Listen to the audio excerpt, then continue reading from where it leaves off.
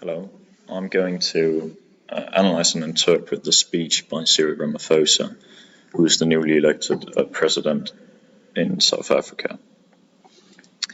So, before I begin, I want to say that my starting point will be the rhetorical pentagram, where I analyze both the kind of text, the speaker, the circumstance, audience, the language used within, different forms of appeal, and that of course comes in under the language.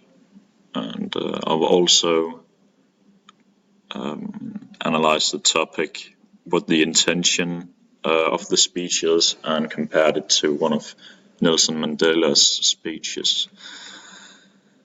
So the text, as mentioned, is a speech, and that comes to show through the way it was performed. Yes, so the speaker is Cyril Ramaphosa, and as I said, he was elected not much before February here in 2018, so he is in fact new to the post. The circumstance, it was performed because of the annual national speech, which is a speech where you state the urgency of the country and the most important aspects you can interpret on and point out to the people of the nation. It was also done at the same time as Nelson Mandela's 100th anniversary, which means it's of course mentioned a lot throughout the speech, but it also comes very clearly through why he's taking a starting point in Nelson Mandela. The audience is of course the whole nation, as I said, because it's a State of the Nation speech, therefore it is directed towards the people of the nation, so that they can become clear of the most important political and humanistic aspects and points that are being debated at the moment. But I will just get straight into the language. The composition is divided into three different sections. There's an introduction, there's a middle, which comes through as a kind of filler where you really striven out the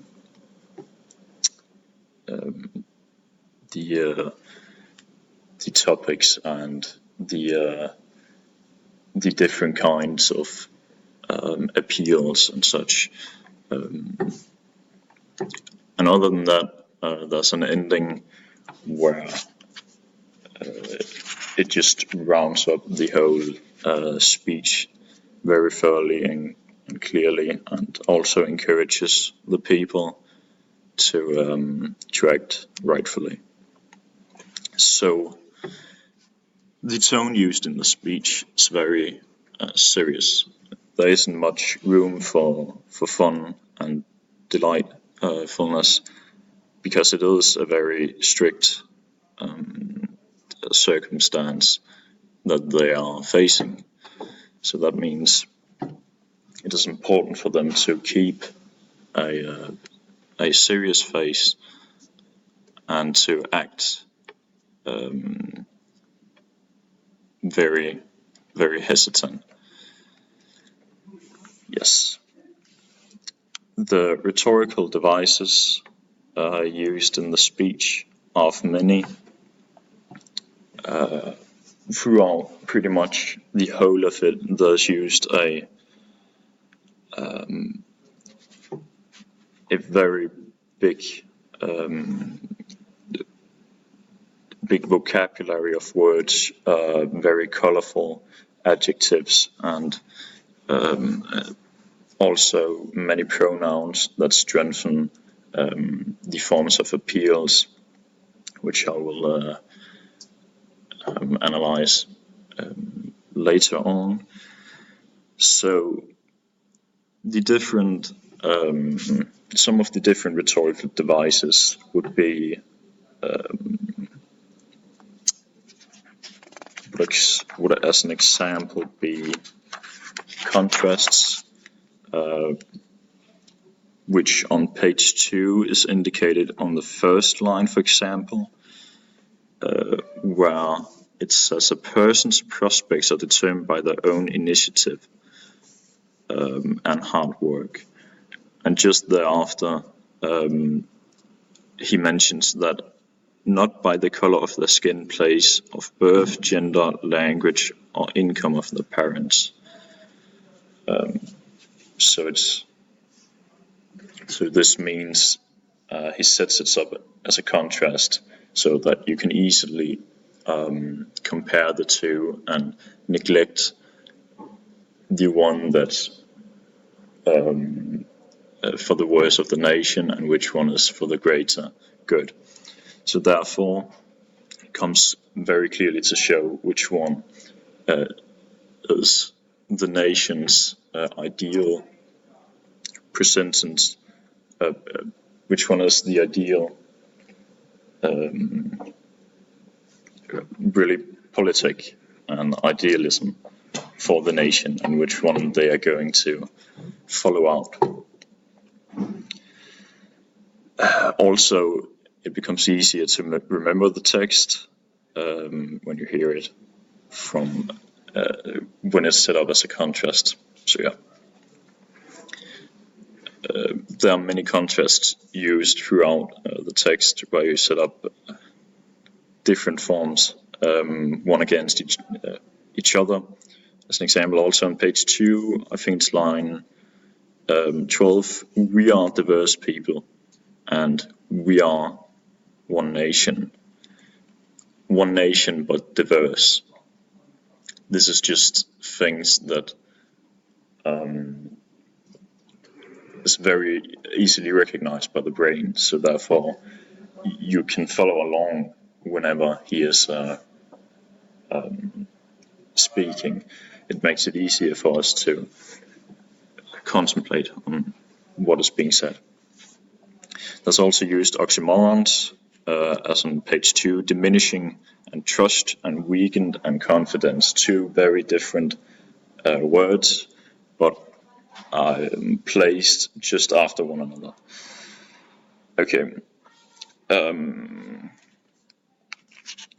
Some of the other aspects could be metaphors. There's used a lot of metaphors which color the text and makes it easier for us to envision the different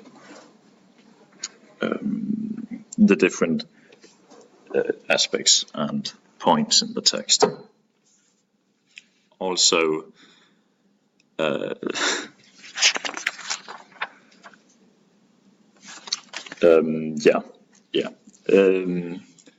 so forms of appeal. There's used some ethos. By mentioning Nelson Mandela, you really feel the weight of his name, because it means a lot to the people of the nation. So therefore, it comes across as a very indicative name.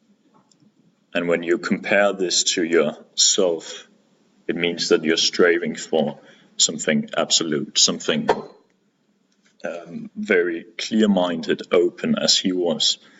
He was, in fact, an ethically righteous character, which means he was trying to do the right thing in every situation possible. Pathos is also used, and that comes through from some of the rhetorical devices, metaphors, and the way he talks about the land, the nation, and the people. It is more of a oneness, a togetherness, and and that really comes to show. He mentions we a lot, so that just ups his game. There's used some logos. It's not great. There are not many facts, but it is, in fact, it does come across as a factual text, just because some of it is used, such as on page 3 it says tourism currently sustains 700,000 direct jobs and is performing better than most other growth sectors. So it just indicates these very important aspects. As for in this example, it shows how the nation is still doing okay, even though it's facing a great economic tragedy or downgoing spiral from where it started when Nelson Mandela came to be president. So yes, I think I'll just end it here. Would have loved to maybe say a bit more. We'll do next time.